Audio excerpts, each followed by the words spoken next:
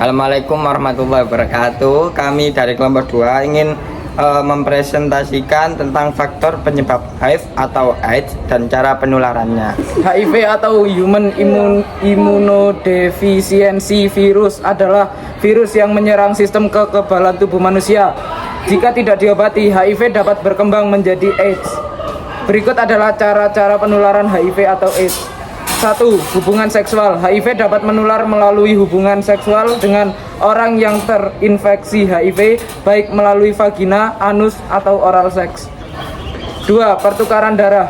HIV dapat menular melalui pertukaran darah yang terkontaminasi seperti melalui transfusi darah yang tidak aman atau penggunaan jarum suntik yang tidak steril.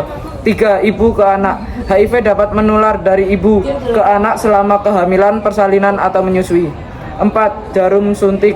HIV dapat menular melalui penggunaan jarum suntik yang tidak steril atau digunakan bersama dengan orang lain. 5. Alat medis.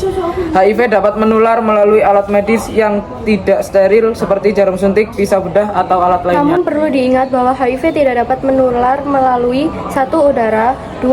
Air, 3. Makanan, 4. Sentuhan kulit, 5. Keringat, dan 6. Air liur. Untuk mencegah penularan HIV, penting untuk melakukan praktik-praktik yang aman, seperti menggunakan kondom saat berhubungan seksual, menggunakan jarum suntik yang steril, menghindari pertukaran darah, melakukan tes HIV secara teratur, mengikuti pengobatan antiretroviral ARV jika terdiagnosis HIV positif.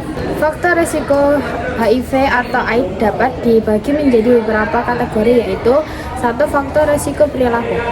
1. Hubungan seksual tidak aman, berhubungan seksual tanpa menggunakan kondom atau dengan pasangan yang tidak diketahui status HIV-nya. 2. Penggunaan narkoba.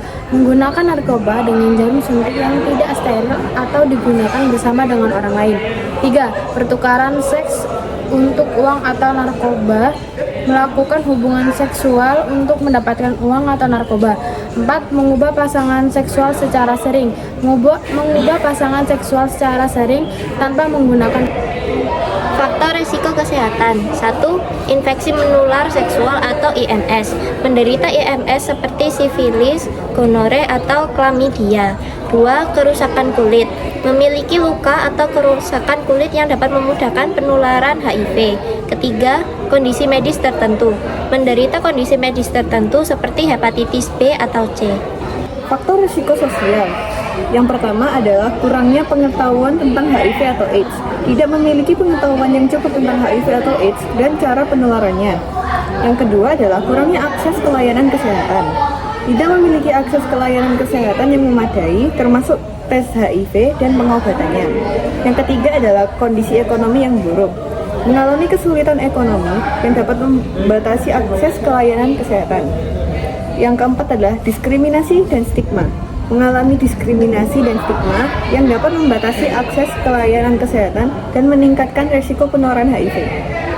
Adapun faktor risiko lainnya, yang pertama usia. Orang yang berusia antara 15 sampai 24 tahun lebih rentan terhadap penularan HIV.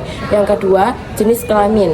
Wanita lebih rentan terhadap penularan HIV daripada pria. Yang ketiga, sejarah keluarga. Memiliki sejarah keluarga dengan HIV atau AIDS dapat meningkatkan risiko penularan. Penting untuk diingat bahwa setiap orang dapat terkena HIV, tidak peduli usia, jenis kelamin, atau latar belakang. Oleh karena itu, penting untuk melakukan praktek-praktek yang aman dan melakukan tes HIV secara teratur. Apa sih kesimpulan dari penjelasan tersebut? Jadi kesimpulannya adalah HIV atau AIDS adalah penyakit yang menyerang sistem kekebalan tubuh dan dapat menular melalui cairan tubuh. Pencegahan dapat dilakukan dengan menghindari faktor risiko seperti penggunaan jarum suntik bersama dan hubungan seksual tidak aman. Jadi, semoga dari pembelajaran ini kita dapat mendapatkan pemahaman yang lebih baik tentang HIV atau AIDS, meningkatkan kesadaran dan bisa lebih peduli tanpa pandangan negatif terhadap penderita. Jaga kesehatan dan tetap peduli sesama manusia.